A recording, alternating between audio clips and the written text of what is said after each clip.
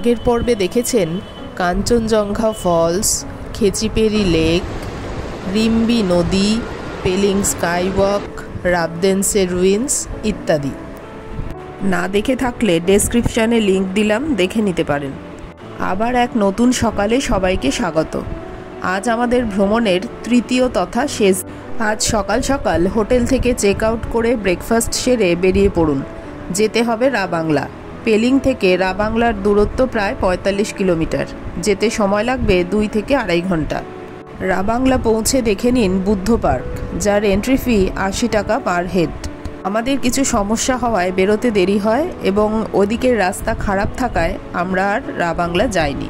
Ravangla Buddha park দেখে চলে যান নামচি, যার দূরত্ব রাবাংলা থেকে প্রায় ২৬ কিলোমিটার। যেতে সময় লাগবে ১ ঘন্টা। আমরা ডাইরেক্ট নামচি চলে গিয়েছিলাম। নামচিতে গিয়ে প্রথমেই দেখে নিন সিকিমের একমাত্র চা বাগান টেমি টি গার্ডেন, যার এন্ট্রি ফি ২০ টাকা পার হেড। বিশেষ কারণে এটাও আমাদের বাদ দিতে হয়েছিল।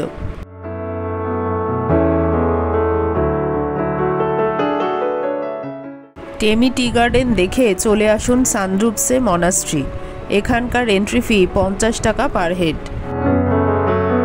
আমরা চলে এসেছি এখানকার পার্কিংয়ে। এখানে গাড়ি রেখে এবার এগিয়ে যাব মনাস্ট্রির দিকে। এই পাশের রাস্তা দিয়ে এখানে ঢুকতে হবে। গেট দিয়ে ঢুকে বেশ খানিকটা এইরকম সুন্দর রাস্তা পেরিয়ে পড়বে মনাস্ট্রি।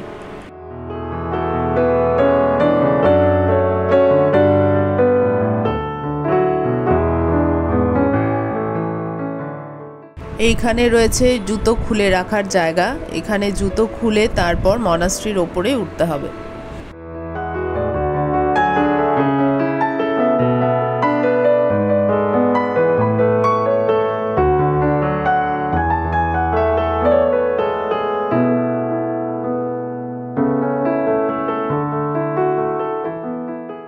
আমরা মনাস্ট্রির ভিতরে প্রবেশ করলাম। চলছে এখানে প্রার্থনা।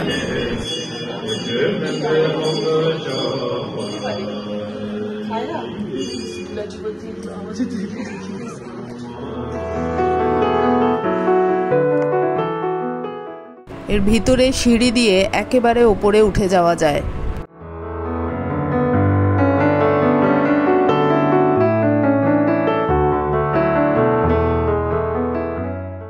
আর ওপর থেকে চারপাশটা ঠিক এইরকম সুন্দর দেখতে লাগে।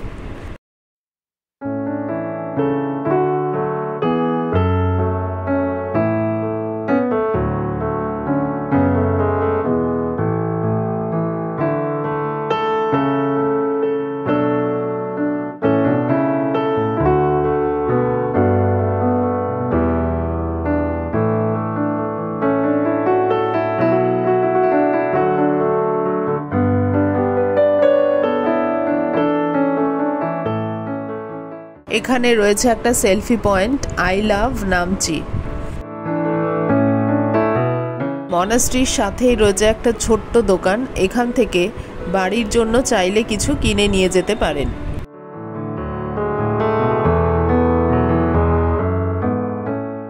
মনাস্ট্রি দেখে এরপর আমাদের যেতে হবে নামচি চারধাম। সকাল থেকে এতগুলো জায়গা দেখতে দেখতে লাঞ্চ করার সময় হয়ে যাবে। এখানে আছে লাঞ্চ করার ব্যবস্থা, চাইলে এখান থেকে লাঞ্চ করতে পারেন। এখানকার পার্কিং এরিয়া বিশাল বড়, 3টি পার্কিং এরিয়া রয়েছে। পার্কিংয়ে গাড়ি রেখে চলে যান মূল মন্দিরের উদ্দেশ্যে। এখানকার এন্ট্রি ফি পার হেড ৫০ টাকা।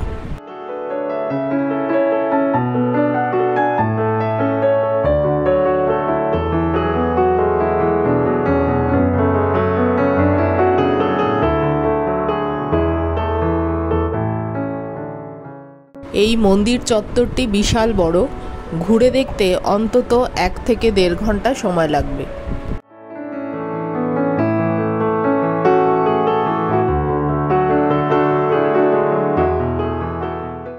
এখানে রয়েছে কিছু সাবধান বাণী।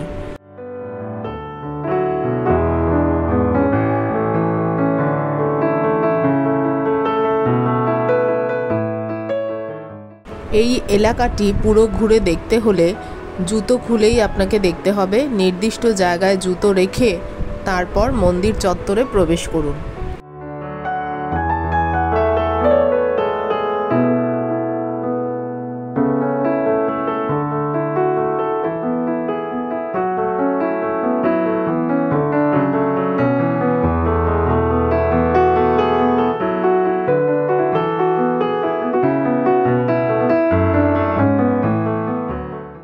এখানে ঢুকে প্রথমেই এই মূর্তিটি চোখে পড়বে, কিরিটেশ্বরের মূর্তি।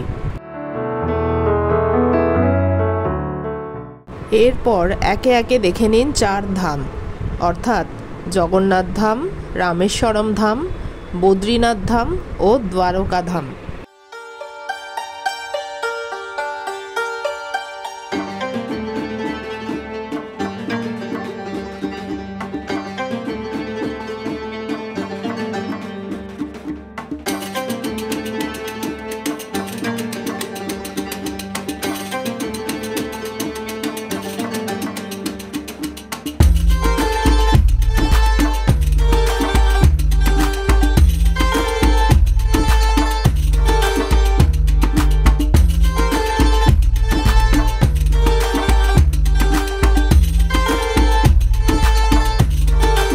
হিন্দুদের বিশ্বাস অনুযায়ী শ্রী বিষ্ণু রামেশ্বরমে স্নান করে বদ্রীনাথে ধ্যান করেন, পুরীর জগন্নাথ ধামে খাবার খেয়ে দ্বারকায় বিশ্রাম করেন।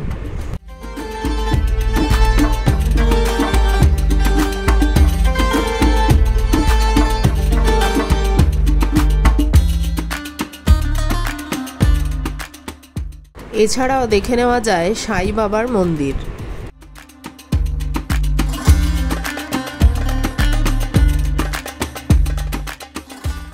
এরপর একে একে দেখে নেব দ্বাদশ জ্যোতির্লিঙ্গ।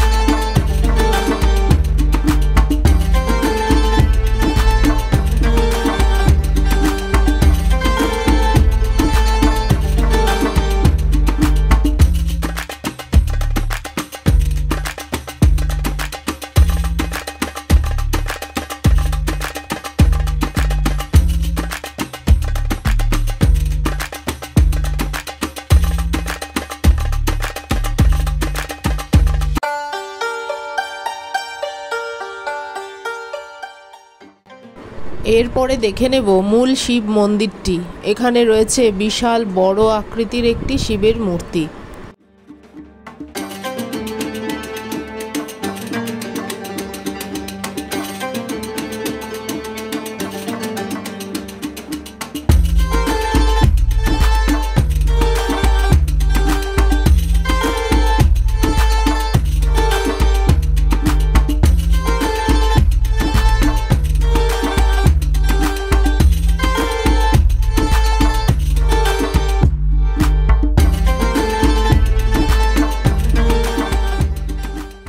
চারধামের মন্দির দেখা শেষ করে আমরা চলে এসেছি হেলিপ্যাড গ্রাউন্ডে।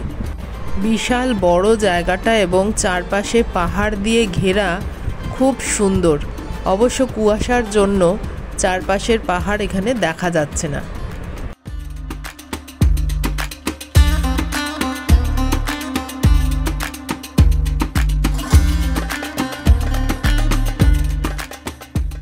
শিরডির সাই বাবার মন্দিরের অনুকরণে তৈরি এখানে একটি মন্দির আছে, সেই মন্দিরটি এখান থেকে দেখা যাচ্ছে। মন্দিরের পিছন দিকেই রয়েছে এই হেলিপ্যাড গ্রাউন্ড, আর চারধামের যে বড় শিবের মূর্তি সেটাও এখান থেকে দৃশ্যমান।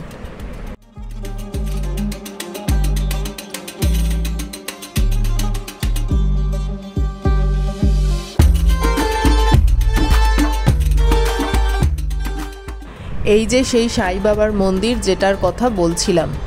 তো এখানে আমরা আর ঢুকলাম না, পাশ থেকেই দেখে নিলাম। তবে মন্দিরটি ভীষণ সুন্দর, যেমন রংচঙে তেমন এর কারুকার্য, আর ভিতরটাও ভীষণ সুন্দর। এখানে আমার দ্বিতীয়বার আসা, আগের বার এটা দেখেছিলাম, তাই আর এখানে ঢুকলাম না। আজ সন্ধ্যা 7:40 শিলিগুড়ি থেকে আমাদের ফেরার ট্রেন। সময় মতো পৌঁছতে হবে তো। এই রাস্তায় খুব যানজট হয়, অতএব আমরা শিলিগুড়ির দিকে এগিয়ে চললাম। এই অল্প সময়ের ট্যুর করে আমার একটা পরামর্শ থাকবে যে এই ট্যুরের জন্য যদি আপনাদের হাতে সময় থাকে তাহলে একদিন বেশি রাখুন, অর্থাৎ 2 রাত 3 দিনের পরিবর্তে 3 রাত 4 দিনের ট্যুরটা করুন। প্ল্যানটা হবে ঠিক এই রকম।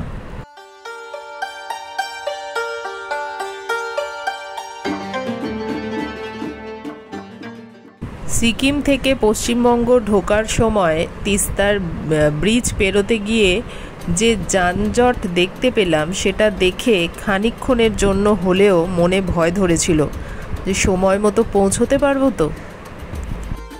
এমন সুন্দর আকাশ আর তিস্তাকে সঙ্গে নিয়ে আমরা পৌঁছে গেলাম সময় মতোই শিলিগুড়ি স্টেশনে।